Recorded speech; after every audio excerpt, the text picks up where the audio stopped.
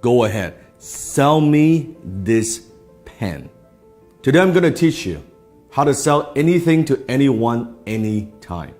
Now, when it comes to selling, when it comes to closing, there's so many techniques and so many ways. Today, I'm going to share with you 3 powerful secrets that you can use to sell anything to anyone. The very first secret is this. How do you turn something that's a commodity? How do you sell a product? How do you sell a service in such a noisy marketplace? Number 1, understand this. People don't buy because of logic. People buy because of emotion, and they justify it with logic. People buy based on emotions, and they justify with logic. I want you to think of something that you want to buy in your life. It could be a car, it could be a house, it could be anything. Just I want you to picture that.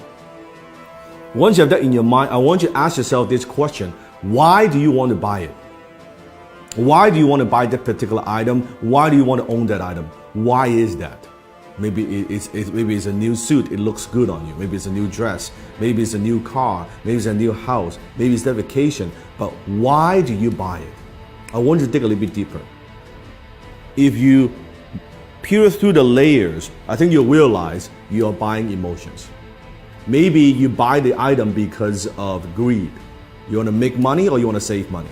Or maybe it's because of generosity. That by buying this item is going to help other people. Have you noticed sometimes even there are companies out there, if you buy this particular product, they're going to donate a certain amount to charities? Maybe you buy because of generosity. Maybe because of shame, that if I don't buy this, I'll look foolish. If I don't own this, I'll look foolish. Or maybe it's fear, that if I don't buy this, I'm going to be missing out. I don't want to miss out.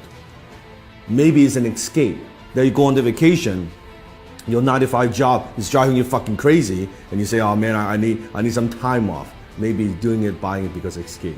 Whatever those reasons are, those are very often emotional reasons. So you buy because of emotion, and you justify with logic. So think about when you're selling something to somebody. Are you just talking about features and benefits? What this thing would do for you? Or are you pushing those emotional hot buttons? I remember one time I was in Harry Rosen, which is a very well-known kind of menswear store, high-end in Vancouver. I walked into the store and I was walking by the Tom Ford section. And the salesman approached me and said, sir, is there anything I can help you with? I said, no, I'm just browsing around. And he said, do me a favor. Put this suit on.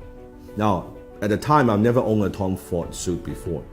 I have a lot of suits, but I don't have a Tom Ford suit. He said, do me a favor, put this on. I said, all right. I put it on. He said, how do you feel? Well, it feels pretty good. I said, okay, also try this on. Put on this tuxedo. I said, okay, that's pretty good. He said, oh, it looks great. He said, sir, are you a fan of James Bond? I was like, who isn't a fan of James Bond? Like, duh. He said, you see this suit right here, this tuxedo, is the exact suit, exact same design as James Bond wears in Casino Royale.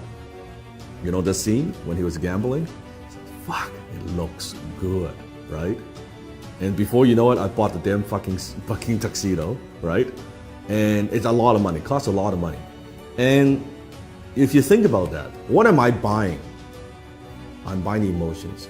What I'm buying is this. I'm buying when I wear this tuxedo, I feel good. As a James Bond fan, I feel like James Bond. Even logically, I know this, of course, it's not James Bond. I'm not James Bond. But emotionally, it takes me there. This is cool that I own, I wear the same tuxedo, the same fit, right? The same everything. And then he upsold me on the damn, like the shirt and the cufflink, the whole 9 yards, right? That's what I'm talking about. People buy because of emotions and they justify with logic. You have to understand that. Don't push your products. Don't just push your services. Don't push the features and benefits. Think about what are those emotional hot buttons that you're pushing. Number 2, people don't buy their way into something. They buy their way out of something. It means people very often, they're buying something because they have a problem they want solved. They want to buy their way out of that problem. People don't buy the drill. They want to hold on the wall. So what is it that you are helping them solve? What problem? What is it? What is that thing? You have to understand. So I always say the amount of money that you make is in direct proportion to how deep you understand your marketplace's pain. The amount of money you make is in direct proportion of how deep you go, how much you understand your marketplace's pain. So you have to understand what it is, what are the pains that people have, and how can you help them relieve some of that pain. So think about that. Number 3, people don't buy products and services, they buy stories. Because when there are so many choices out there in the marketplace, on the internet, any product that you want, there are hundreds and hundreds of choices. How do you stand out? How do you add emotions to a commodity, a pen? What's the difference between a $2 pen like this or an $800 Mont Blanc John F. Kennedy limited edition exclusive pen? $800 pen. It's the same pen. It has the same functions. Story. When you add story to an item, suddenly when you add the John F. Kennedy, the president's story attached to a brand, to a logo, it is 10 times more valuable. It is 100 times more valuable. It is 300 times more valuable than a particular pen. All because the story, it writes the same. A $2 pen you can write too. That's the difference. So think about what's the story? How can you inject stories into everything that you do? Maybe it's an origin story. How did you get started? Why do you do what you do? What are also stories of your customers? I just launched a new YouTube channel. You can click on the link below. I'll put a link below in the description. You can check it out. It's the Dan Lok Global Community on YouTube. It has nothing to do with the program that I teach. It has everything to do with stories. It's stories from my students, what they have learned, their background, their stories. It has nothing to do with me. It has nothing to do with the program that I run. It has nothing to do with that but stories. It's other people's stories, other people's success stories. So where are you using stories in your marketing, in your business? How else can you use stories? Remember, facts tell, stories sell. Facts tell, stories sell. So comment below, tell me, based on these 3 secrets, how will you sell me this pen?